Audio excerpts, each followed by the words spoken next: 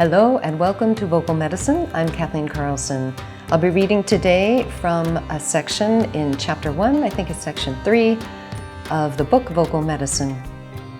This section is on discovering chanting and kirtan. Chanting utilizes many concrete elements, sound, voice, rhythm, and melody to express love and draw down the energy of life and spirit. I was first exposed to Eastern chanting in my early 20s while I was still in college. At the time, I was exploring many different paths and alternative healing practices. One evening at a self-improvement seminar, we spent a brief period chanting a single mantra. This was my first experience with Kirtan. Kirtan is chanting in a group, often with the leader in a call and response format. I immediately connected with the practice. After returning home, I spent my early mornings chanting alone on my porch. I gathered scraps of wood from local construction sites and built a small fire in a hibachi grill so that I could focus on the flames while I chanted. I knew no one else who chanted. I only knew one mantra, Om Namah Shivaya, a chant honoring Shiva, one of the three gods of the Hindu Trinity. I had no idea that there were thousands of ancient chants and millions of people chanting across the globe. When I went back to college, I moved into a student apartment and couldn't find a place to chant. As a result, I continued with other spiritual practices, including a form of spoken prayers known as decrees. Decrees involve many of the same elements as mantras. They consist of repeated verses that are said aloud on a particular pitch.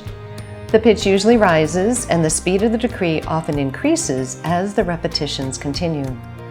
Like chants, spoken decrees can be given alone or in a group. In my 20s, I spent over a decade almost exclusively in the spiritual practice of decrees, often 5 hours a day or more. I enjoyed the practice and felt that it was highly beneficial.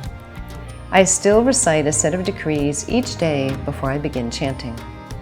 Like mantras, decrees are structured for different purposes: protection, forgiveness, healing, prosperity, and so forth. Before I had children, I was also a member of a choir for a spiritual organization. That was an incredible experience. We created several CDs of music, sometimes spending half the night recording.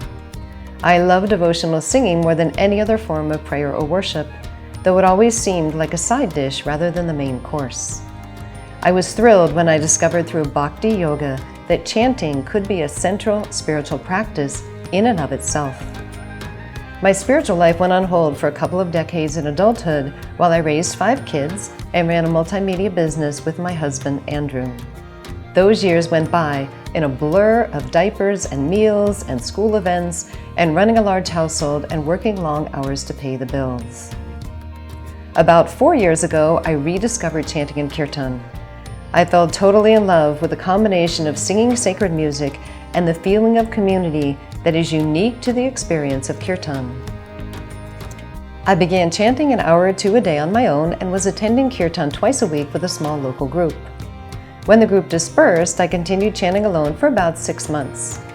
Chanting alone is fantastic, but I deeply miss the sense of community and connection with others that comes with kirtan.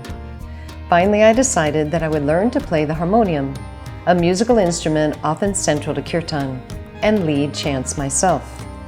I had never sung in public and I was quite terrified.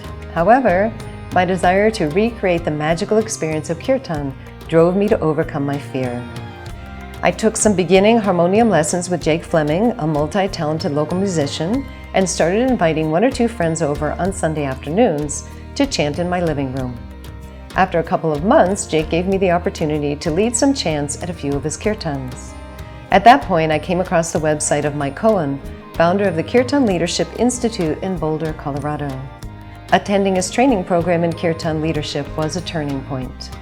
Coming back home to Bozeman, I rented a space in a yoga studio and started holding my own kirtans. Things expanded rapidly from there. Other musicians joined me to form a kirtan band, and a chanting community began to grow. I also started sharing my experiences and studies of mantras and chanting in workshops. Eventually, I commissioned my daughter Rose, an illustrator, to create illustrations for educational materials and kirtan lyric sheets. This reignited my own love of sacred art and symbolism. All of this created a wonderful avenue for serving others. One of my greatest joys is to use the principles of chanting and mantras to create music and experiences that are relatable and understandable in today's world.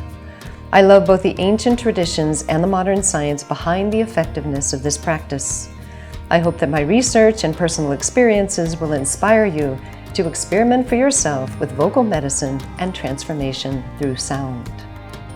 So for those of you who have been following the channel for a little while, it's about 3 years that I've been doing the channel and my work with Kirtan full-time. So I have a second band now. My first band had to disperse during COVID. So I had 5 people in that original band. 2 of them moved out of state. And now I have reformed. I have another band.